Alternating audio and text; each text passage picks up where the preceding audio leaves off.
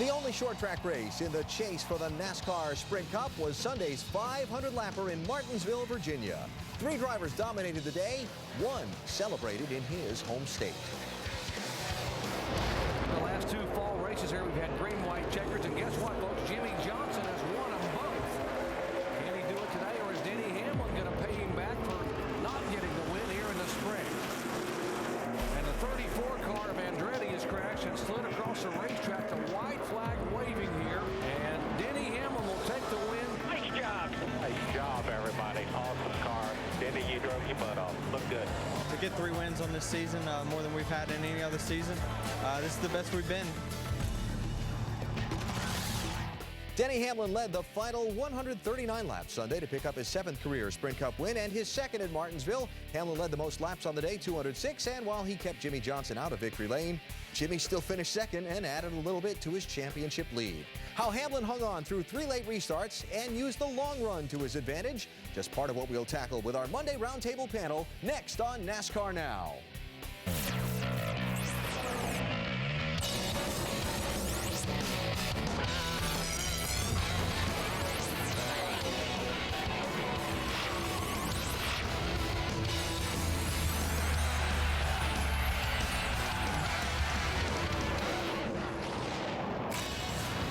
NASCAR Now is presented by the Home Depot.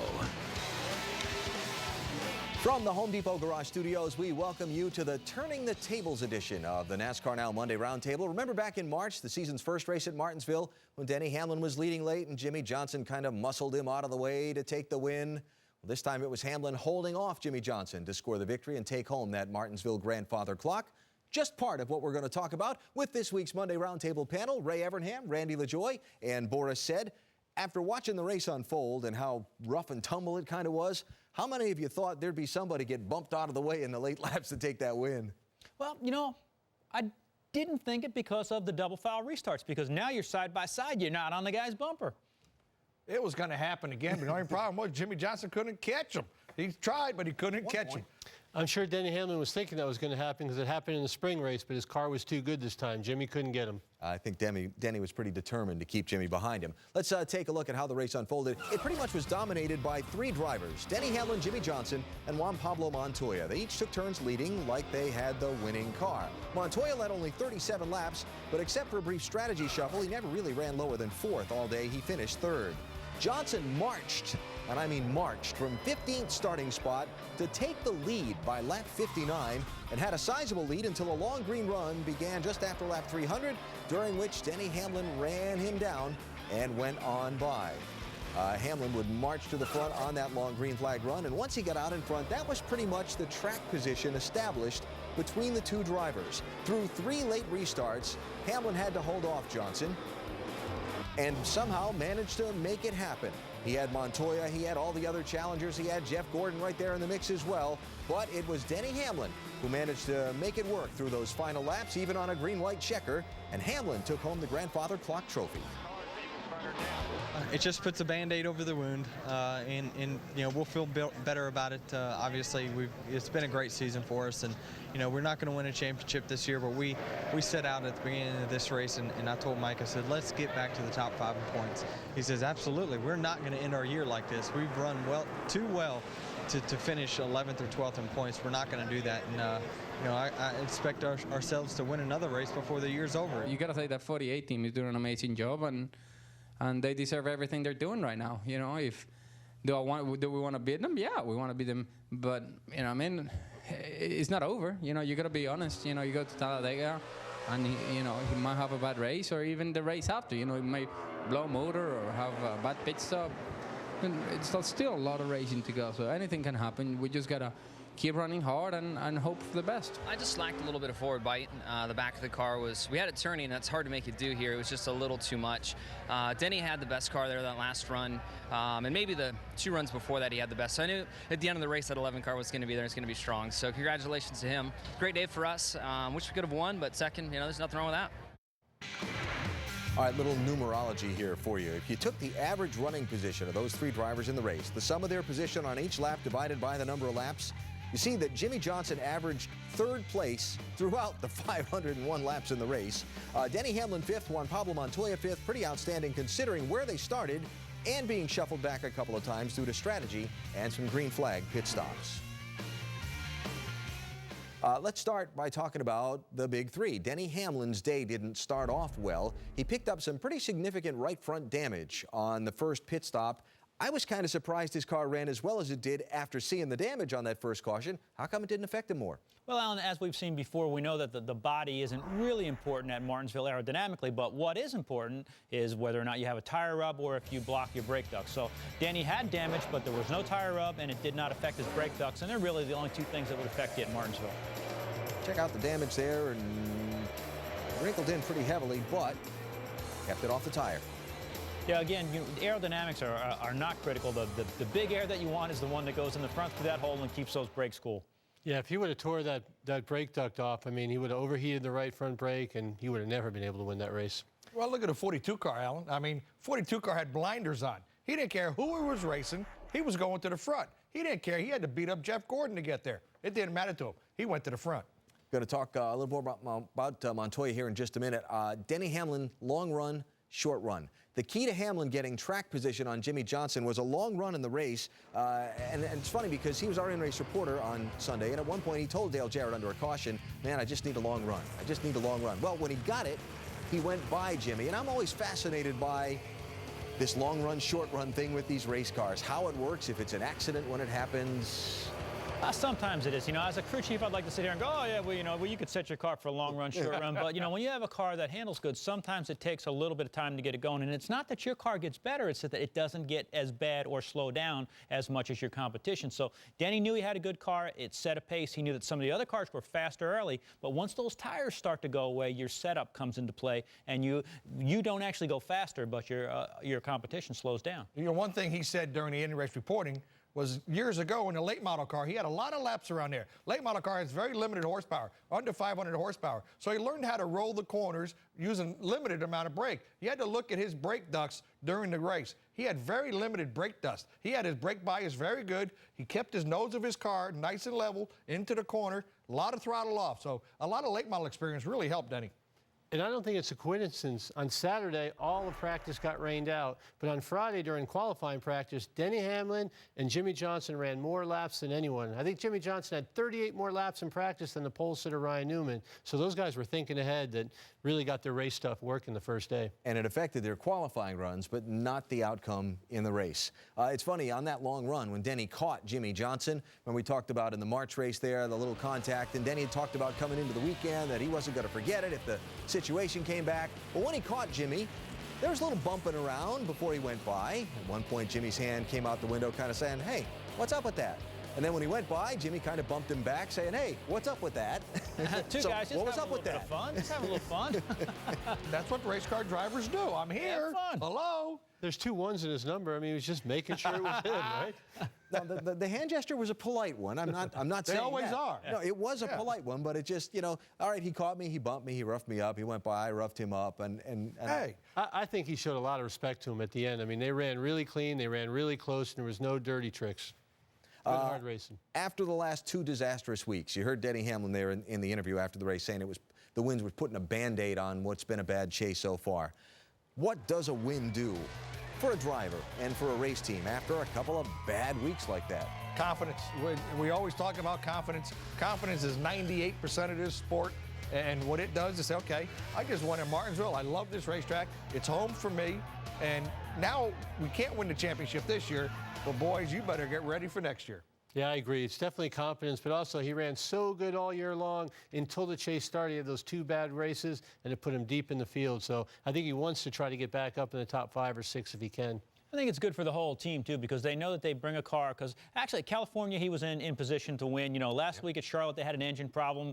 So they know that they've been bringing a car to win, and they keep doing it. They brought a car that could win this week, and they won. So this should really pump them up and prepare them to be up front, maybe win some more races before the chase is done. When you're making the effort and you don't get the payoff, sometimes you need the payoff to keep making the effort. You got to believe, right? And as we said, you can believe, but once you do it, you seem to believe a lot more. So with Jimmy Johnson finishing in 2nd position on Sunday, our Sports Nation poll question for today, Will Jimmy's point lead, now standing at 118 over second place, be larger or smaller following Talladega? Your thoughts at ESPN.com's NASCAR page. We'll have results later in the show and get our panel's thoughts as well. Still to come are the restarts, how Hamlin held off Johnson on those 3 late restarts, and how much of a handicap Martinsville's outside lane was or wasn't. Strategy. We saw teams play a wide variety of strategies to try and improve their outcome. We'll look and discuss how the pit road scene went down. And we'll give you a look at the chase standings after 6 of 10 races, a NASCAR roundtable panel, what they see in the numbers. That's still to come on NASCAR Now.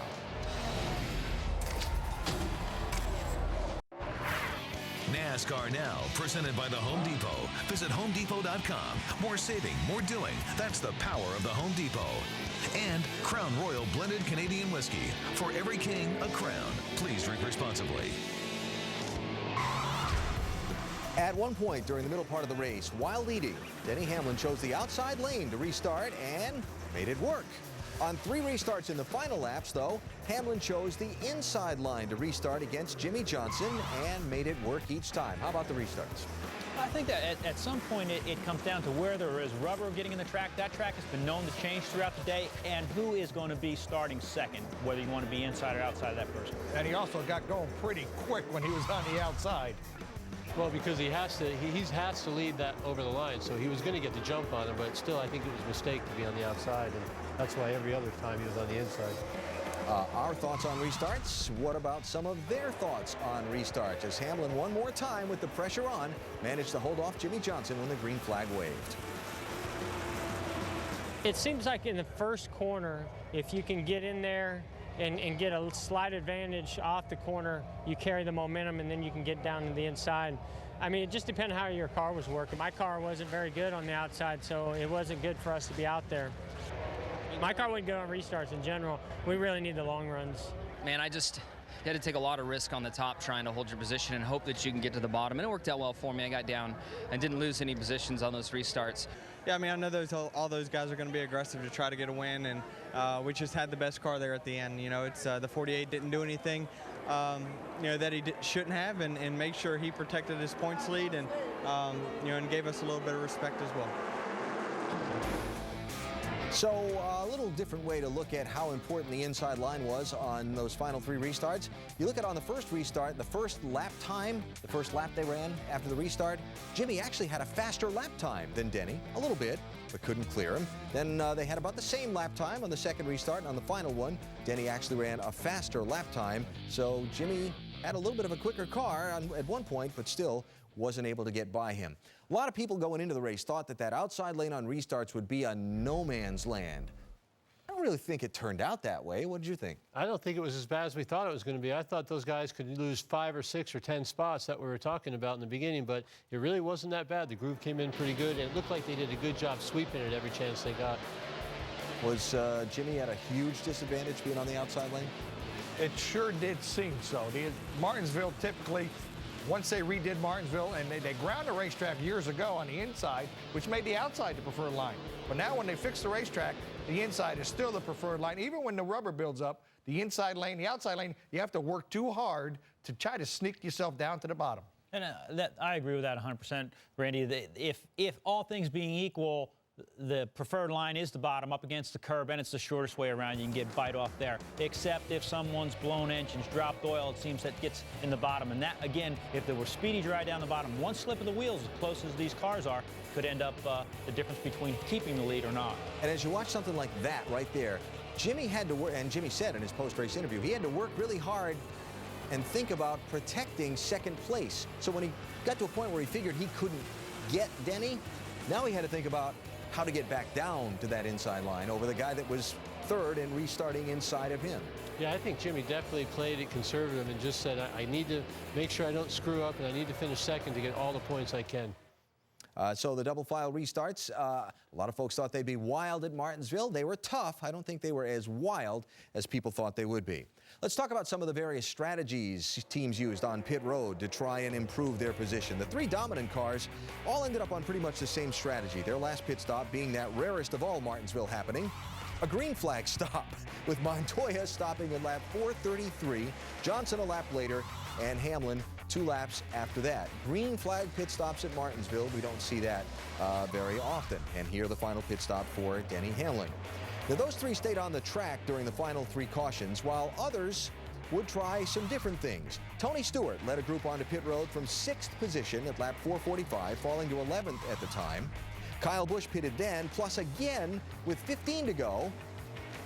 That was the 445 stop for Kyle. He pitted again with 15 to go, taking just right side tires. And here's how the teams thought about the strategies.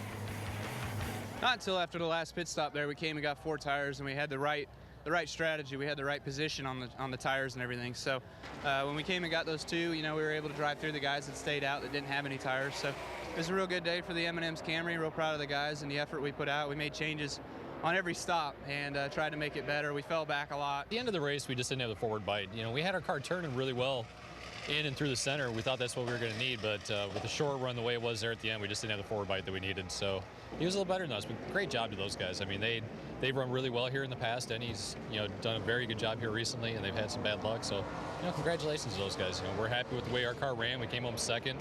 We gained some points in the guys we were racing, and we're pleased with it. We spun the tires all day, and we couldn't fix it. We got the car turning the corner, but those guys that beat us were turning the center and getting off the corner, and we couldn't get both. So, we gave it everything we had, and I'm satisfied with that. We weren't good enough today, and but doggone, we raced hard, and we earned every bit we got.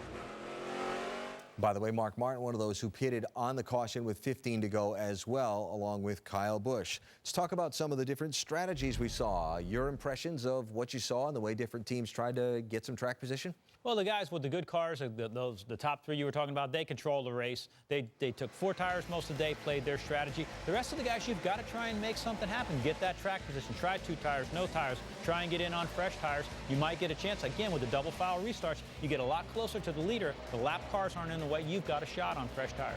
Steve Addington needs an A+ for strategy. Kyle started 41st and ended up, 5th? I mean, so their strategy with the 18 car was just phenomenal. And when you put 2 tires with Kyle Busch at the end of a race, you better look out. I mean, Kyle Busch with new tires is the best that's out there right now. I agree. And now it's funny that you say that because I agree with you completely about Steve Addington making the right calls. We hear all these rumors that he might be replaced. So what's that all about? I don't know. Why are we all agreeing today? I disagree with you. Okay, perfect.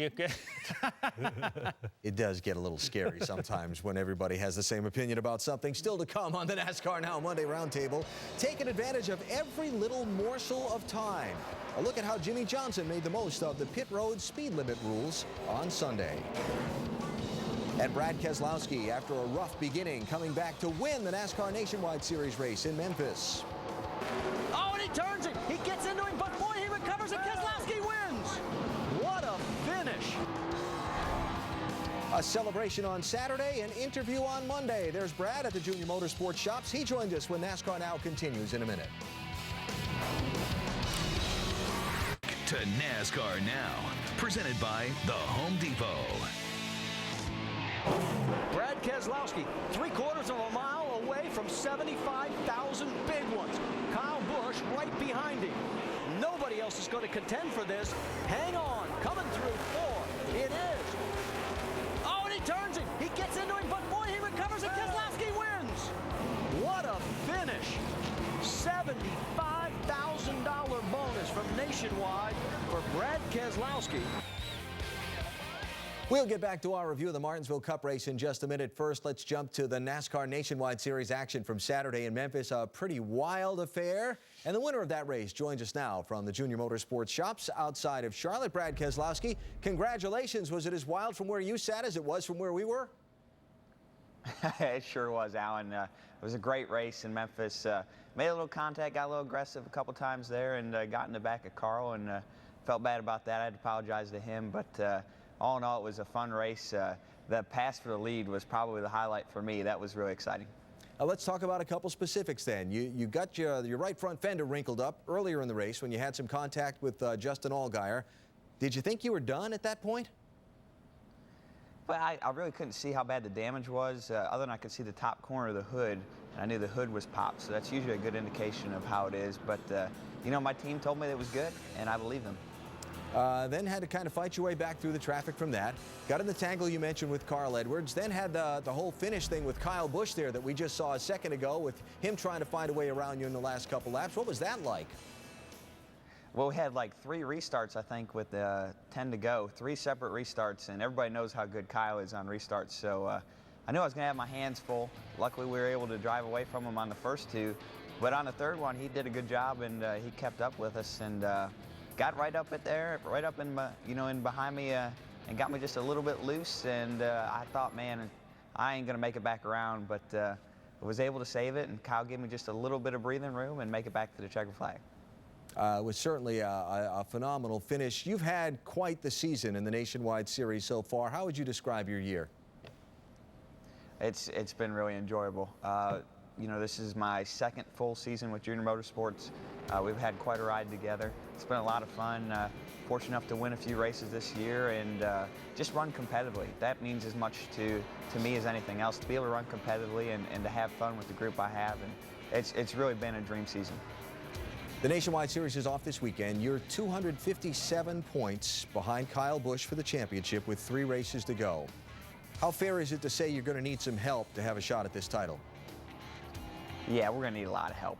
Realistically, even when we win races, Kyle finishes 2nd, so you really don't gain that many points. And he's just doing a phenomenal job week in and week out. And probably even larger than that is his team is so solid. He hasn't had any breakdowns this season, and when he has been unfortunate enough to get a flat tire in an accident, his team has been strong enough to help him recover. And that's what you really need, and that's what makes him so good right now, is he's just got everything going for him. They deserve it. They're running very well. As mentioned, Nationwide Series off this weekend. The Sprint Cup Series goes to Talladega, where you are the most recent winner, and you are entered again with the same 09 team for owner James Finch. I think it's fair to say no one expected you to win the last time at Talladega. How have your expectations changed from then to now? Well, probably the largest thing is I just expect to be competitive now. I really had no idea what to expect going into the first time. I'd never been there in a COT. I'd never been on a restrictor plate track in a COT before I ran Talladega. So, as a team, I know that everybody is really excited on that Mikasuki team and Phoenix Racing that James Finch owns. I know they're really pumped up, looking forward to it. And I think we've got a realistic shot of being able to go there and run up front and challenge for the win if we can just stay out of one of those big wrecks. So it should be interesting, and either way, we're going to have fun. There you go. That's the key there, is to have fun. There's a lot of talk about your preparations for next year as you move to the Penske Racing team. What are you able to do? What are you not able to do as far as to start working with them and start getting ready for 2010? What are you able to do and what are you not able to do right now as you finish out this season? Well, I think it's just a matter of there's no real set, rules of what I am or not allowed to do. It's just a matter of showing respect to both teams, respect to Junior Motorsports and Hendrick Motorsports, which have given me the opportunities to date, and trying to be respectful to that. And then respectful to the 12 team as it sits right now with David Stremme. Make sure he gets the best opportunity possible to be able to run competitively and not get in the way, or for me not to get in his way of being able to do that. So. There's no real rules, just trying to be respectful to those teams. So a big win on Saturday in the Nationwide Series, the weekend off there. You go to Talladega in the Cup car where you are the most recent winner, and then it's on to Texas for the Junior Motorsports team. And we appreciate your time, Brad. Thanks for joining us on this Monday. Thank you. Thanks for having me on. Brad Keselowski, winner at Memphis in the NASCAR Nationwide Series. Coming up, when to throw the caution, when not to. It was a topic of discussion after Sunday's Cup race, so we'll discuss it on this show. And up next, Juan Pablo Montoya. He was one of the big 3 in the race, but did he use up too much too soon?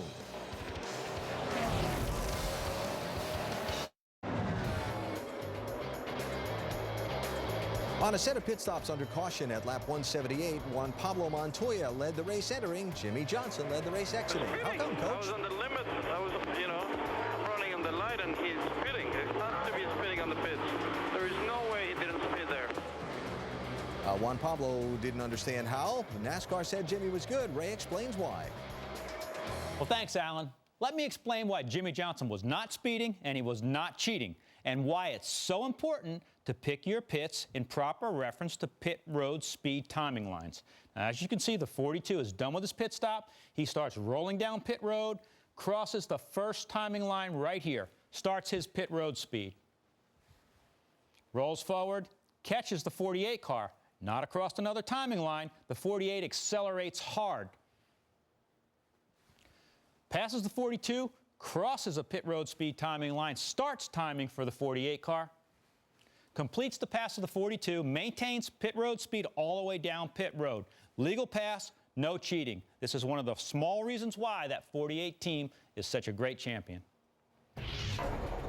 Jimmy and Juan Pablo are the only drivers to score top 5 finishes in 5 of the 6 chase races. The one difference is that Jimmy's won 3 times, while Montoya has yet to reach victory lane. Montoya's 35th place at Charlotte didn't help his cause, while Jimmy's worst chase finish so far is 9th at Kansas. Really interesting to me on Sunday morning, if you get out to the track really early, to watch pit road and watch various crew chiefs and various drivers in their best incognito out there looking for those timing lines you were just showing us, trying to figure out where their pit stall is to know where's their go zone, if you will.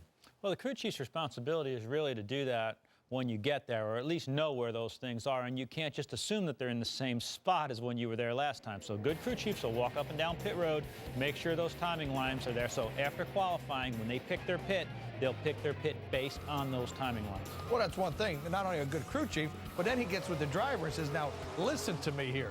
This is a line that you have to cross, and this is where the speed road pit starts. So you can go like the Dickens. Once you cross this line, you need to be back to pit road speed. And that's what those 2 guys did phenomenally well on Sunday. Attention to detail, I mean, that's what makes those 2 guys such a winning combination, Jimmy Johnson and Chad.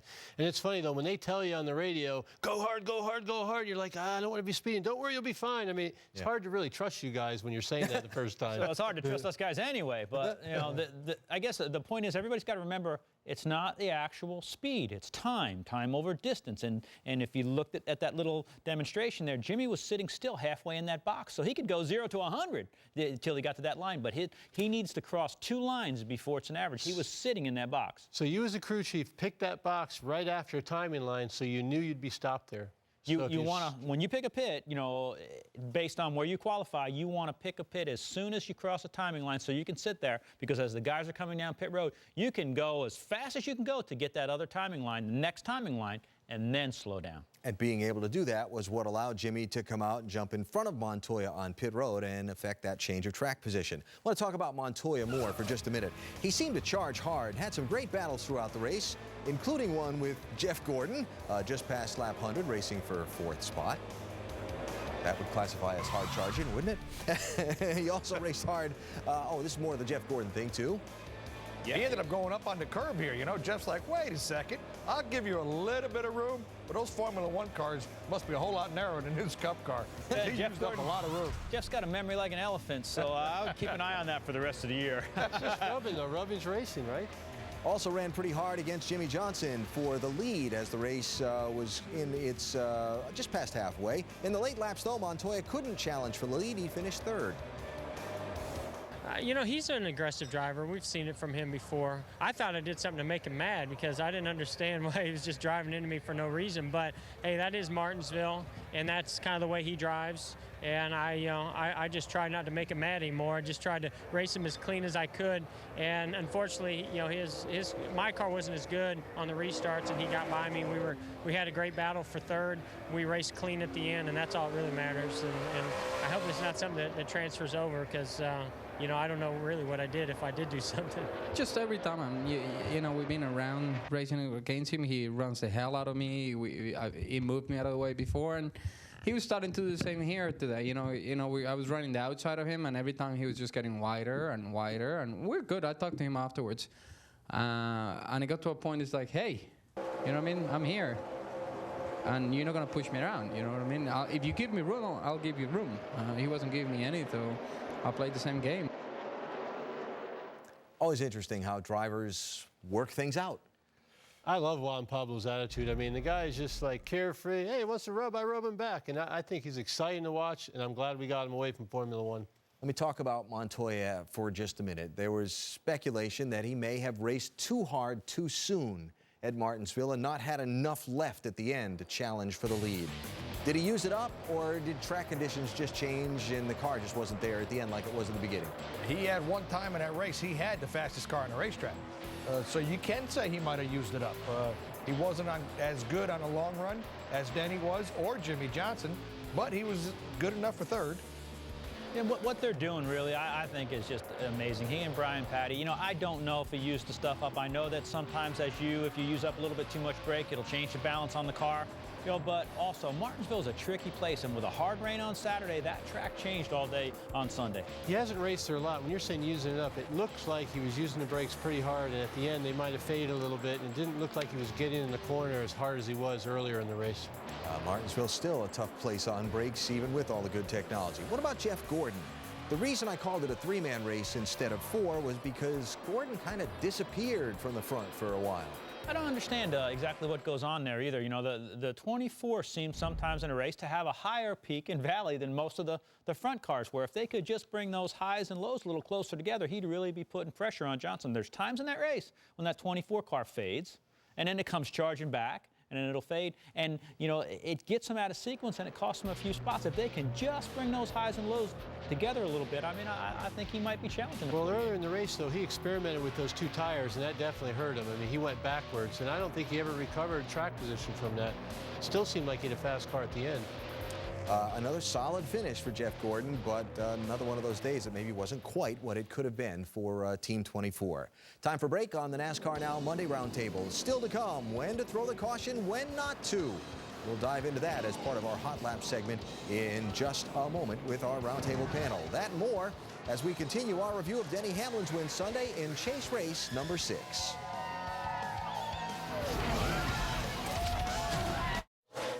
As the clock keeps ticking on the championship hopes of many, the chase for the Sprint Cup returns to the sports roots. 500 laps of fender bend and temper boiling racing's ahead as the chase for the Sprint Cup comes to Martinsville. Took 5 to make sure we're in it. Now this last 5, let's go take it. Picker guys, make sure you're on your game here today. We can't have a lot of mistakes. We got a pretty efficient NASCAR official. In the bull ring that is Martinsville, Virginia, the fans, 60,000 strong, they wave the green flag here today. People to stop the 39th in next position. You're the fastest car by a ton, man. Just keep working it. Car is good on the free side, rolling to center and a little bit back to the gas. I like it. I know forward bite's not a premium, but you're doing a really good job. You just got to stay focused. Just takes a long time for it to come in. We're turning the center okay. Just need more forward bite off. Jimmy Johnson has not led today, but that's about to change because Jimmy's being very aggressive here. Very nice work. Gentlemen, I think we might have some today. I want to run top 5. Do what you got to do to run top 5. Right now, the 42 car putting some excessive heat on the leader. He's roughing up Jeff Gordon today. I'll tell you what, I don't know what is wrong with him. Top 10. What's wrong with him? You know, we're running side by side, it was okay, and then he started getting wider and wider and started to bend me every freaking corner. I will say this, we don't have a good enough car to get to the front anyway, so we got to make that better. He's got the best car out here, doesn't know what to do with it. Oh, trouble. He's skating in the wall. Caution's out, bud, caution's out. A little bit of air back in those rears so you can go here. I'm sure they're going to pit. Let's come get 4 tires of fuel. 3, 2, 1, stop, perfect. Go,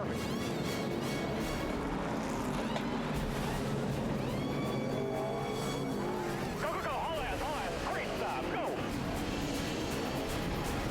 Green flag, they punch the button and head for turn 1. Good job. It's the best we've had overall. See Denny Hamlin now making that move inside. He's able to take the lead. For second lead over second spot. Get that rhythm, man. Go get the 11.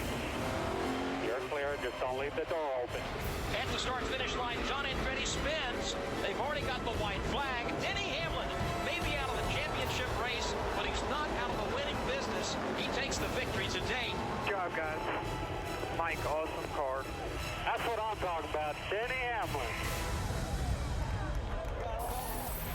Some other notes from Martinsville worth a mention. Jamie McMurray scored his best finish of 2009 with a 6th-place run. Carl Edwards finished 20th after getting bounced around late. His 4th finish outside the top 10 in 6 chase races. And Joey Logano finished 12th, continuing his late season push. Logano has averaged a 10th place finish over the last 3 races. So let's take a look at the top 5 in points with 4 races to go. Juan Pablo Montoya is 5th and even 200 points behind championship leader Jimmie Johnson. Tony Stewart now 192 points back in 4th place. He lost 37 to the lead on Sunday in Martinsville. Jeff Gordon's been very solid in the chase, but lost another 15 points to Jimmy on Sunday. Gordon now 150 points off the lead. Mark Martin lost 28 points at Martinsville. He is now 118 off the lead entering the final month of racing. So you see the numbers and where these chase standings stack up. Your thoughts on what it means? Well, I think if Jimmie Johnson can get through Talladega, it's over. They might as well start printing the shirts and the hats right now. I mean, he's going to make history, 4-time champion. I think they are already printing the shirts that says Hendrick's team wins his 9th championship, but it might not be Jimmy. Oh, let's go out on a limb, why don't you, with the top 3 guys in points all being from Hendrick? Yeah, that was pretty impressive right there, Andy. Good, we're finally out of green. You know, I believe that if Jimmie Johnson picks up about 20 more points, if he comes out of Talladega with 140 lead plus, it is over. Start putting Jimmy's name on those T-shirts they're printing. See that? And not just the Hendrick team. All right, still to come on the NASCAR Now Monday Roundtable. We'll kick around a few more topics from Martinsville, including right front tires and the 88 car. What was up with that on Sunday?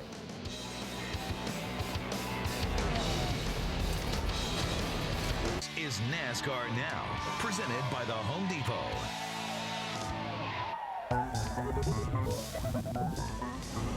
Time for Hot Laps, a discussion of a few topics that are being kicked around on this Monday. When NASCAR threw the caution at lap 483 for debris, when Denny Hamlin was leading, his team didn't react to it very well on their radio, calling in a caution for the show. When to throw the caution, when not to throw the caution. As long as I've been involved in racing at this level, it's been a topic of conversation. Do teams believe NASCAR throws a caution for the show? Opinions? Yes. Yes. I think NASCAR has to err in the side of, entertainment for the show, for the fans. And we saw Sunday, that car, 3,500-pound car, John Andretti, sitting there in the front straightaway. They wanted to give those fans a green flag finish. They've been sitting there all day long. Is it a little dangerous? Yes, but I think it's the right call. Yeah, that's a tough. There was a car sitting there, and they didn't throw a caution until 100 feet from the end of the race. You look at a nationwide race, there was a piece of paper on the racetrack and totally changed the outcome of the nationwide race.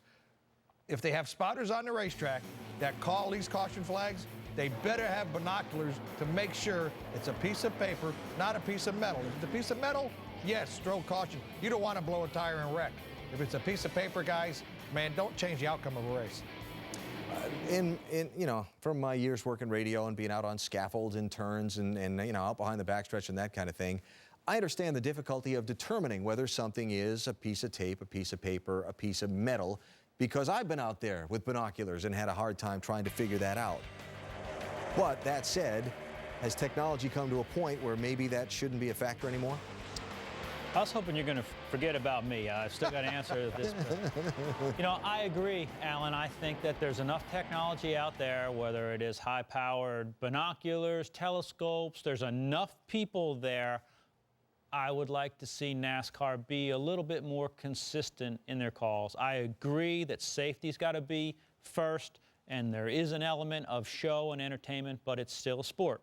And the sanctioning body should control the sport, not be involved in the outcome. And until we can identify tape versus paper versus metal, and there is technology out there to do that, I think that if they were more consistent, we wouldn't have these questions coming up. It's tough, though, because it's a balance. You got to, first thing first, you want the drivers to be safe, but also you have the fans that need to have that show. And maybe they aren't so consistent because at a track like Atlanta, where you're going 200 miles an hour, it could be a piece of paper, it could be a piece of metal. They got to just call it caution. But on a track like Martinsville, where it's really short, maybe they're a little more lenient the other way towards the fans. It's a tough thing. It's a tough part of the sport. Next topic, Dale Earnhardt Jr. and right front tires on Martinsville on Sunday. 3 different times during the race, we saw the 88 have a right front go down, lap 88, lap 128 early. Then he got 2 free passes, got back on the lead lap, and lost another right front at lap 359. What's up with that? What lap was the first one? 88. Oh, it's a conspiracy. I think we need to get Dale Jr. a lucky rabbit's foot. Now, Ray, there's so much stuff that happens with the right front tire. You know, we heard that Denny Hamlin and Jimmy Johnson went on long runs. We've seen that their tires are great, their camber issues. Setups of the race cars change for how drivers drive into the corner, get on the brakes, camber issues, and get the car to turn. I don't know. I mean, Dale Jr.'s tires, when you looked at his front tires, his brake bias was way to the front, and he didn't look like he had his brake bias correct. Well, I don't know. I can't judge whether or not he had his brake bias correct, but I do know that if the car's not handling, the guys will tend to use a little bit more front brake to pull the nose down so they can turn. Now, the right front tire or the right front brake always ends up running a little bit hotter or is getting used a lot more than the left front because of the weight up there. And if it overheats, boom, you start melting that bead. And then the first time you blow out a tire, it ends up tearing up your brake duct hoses and things, so it just gets worse all day long. So one problem leading to another on Sunday, but they had that repeated problem on the 88 car. Next topic, Kurt Busch started way in the back of the pack, raced his way all the way up to be in and around the top 10. Then at lap 302 had troubles on a pit stop that put him right back in the thick of things. And this one pit stop was that was really ugly. Yeah, a little bit like the Keystone Cops there, and a little bit upset. His own guy was like, hey, that was it. You threw the gun at him. As much as Kurt Busch cusses his pit crew, I'm surprised those guys don't climb in the car with the air gun and tighten the screws up. I mean, why do we have to wait for the guy to leave? Get him when he comes in. Is that why they were trying to put the air gun in the car as he was leaving? Yes. So you're saying that one was on the driver is what you're trying to say? It looked like he slid all the way in, and he had to back up to get the car away from the wall so he can at least get the jack on it. So I wonder whose fault that was. Tough Martinsville pit road, trying to maneuver around cars, around traffic. That's all driver. I mean, that's all goes to the driver coming into the pit. It has nothing to do with the crew chief. Has nothing to do with the guys jumping over the wall. The driver is responsible for getting that car into that pit stall. Did you ever have a crew member throw an air gun at you as you left? No, I put my dad on the hood a couple times. Not one of his own crew members. Well, they're going to have it too. All right. So it's a couple of different topics going around this week in the sport after Sunday's Martinsville race, and interesting follow-ups on all from our Monday roundtable panel. We're going? I'm sorry. Where are we going here? Oh, Talladega is where we're going next. All right. Thank you. Pardon my confusion. It's Monday. I hope we don't see that. NASCAR Now, presented by the Home Depot. Visit HomeDepot.com. More saving, more doing. That's the power of the Home Depot. And Nationwide Insurance, official auto insurance partner of NASCAR. I am definitely not confused about the fact that Monday Night Football tonight on ESPN is the Eagles and the Redskins. Clinton Portis and the Skins, Donovan McNabb and the Eagles, an NFC East matchup. Coverage starts with Monday Night Countdown, served by Applebee's at 7 Eastern. Our Sports Nation poll wanted to know if you think Jimmy Johnson's lead in the championship will be larger or smaller following Talladega. 2/3 of you said smaller, thinking perhaps Jimmy gets caught up in the big one on Sunday. I wonder if that's opinion or wishful thinking on the part of fans of every other driver in the chase besides the 48. Agree, disagree? Disagree. Wishful thinking. Jimmy Johnson's going to be out front all day long. The whole Hendrick stable will be. There's not a safe spot at Talladega. No matter what happens, you can be in the front, you can be in the back. It is a crapshoot. Disagree with the fans, agree with Boris. I just think it's going to be bigger after Talladega. My gut and my numbers are telling me. Yeah, there you go. You did your computations on that, huh? It's funny because Mark Martin was talking at Martinsville this weekend about how that he's been in the big wrecks so many times at Talladega, he just believes deep down that law of averages says this time he's not in it, and he's going to have a great finish and a great result on Well, Sunday. Ray has a computer for that, for the cautions. Maybe you have We do it with the caution flags, and there's a 70% chance that the caution's going to come out. There's probably a 70% chance poor Mark is going to be in it. Maybe we'll work on that. How about we'll come up with some numbers for Countdown on Sunday to see the probability of drivers being in the big wreck. I think that's a good idea. All right, we'll put that one down, and we'll work on that a little bit. Talladega, NASCAR slowed the cars down since that race in April there to try and keep the cars on the ground. The catch fences have been raised along the grandstands at Talladega as well, and hopefully we don't see anything like we saw at the end of the race in terms of the severity of that wreck. But the racing at Talladega, the wrecks always overshadow the racing. From a fan's point of view, there's nothing like it.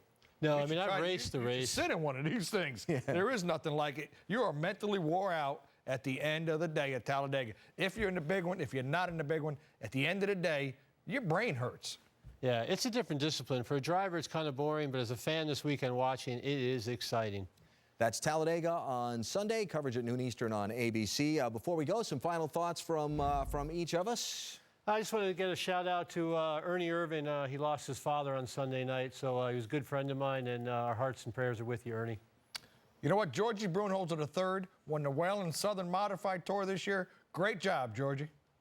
And I just want to say I'm looking forward to a great race at Talladega. Just hope everybody's safe. I do commend NASCAR for slowing the speeds down, keeping the cars on the ground. There's still going to be the big wreck. It's still going to be there. Cars are going to be going slower. And a thought from me, congratulating Donnie Leah on winning the Whelen Modified Series Championship for 2009 in a fantastic finale Sunday in Thompson, Connecticut.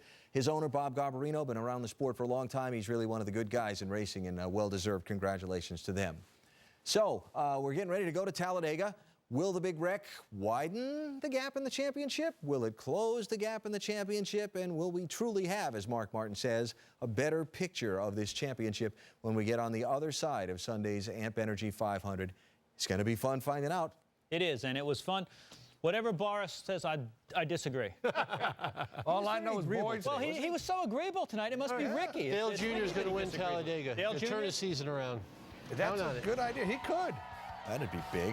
Hope these boys' belts are tight, because the tighter the belts, the better they're going to be. Congrats to Denny Hamlin on the Martinsville win. We'll see how Talladega unfolds. NASCAR now with all the racing news all week long. Hope you'll be with us.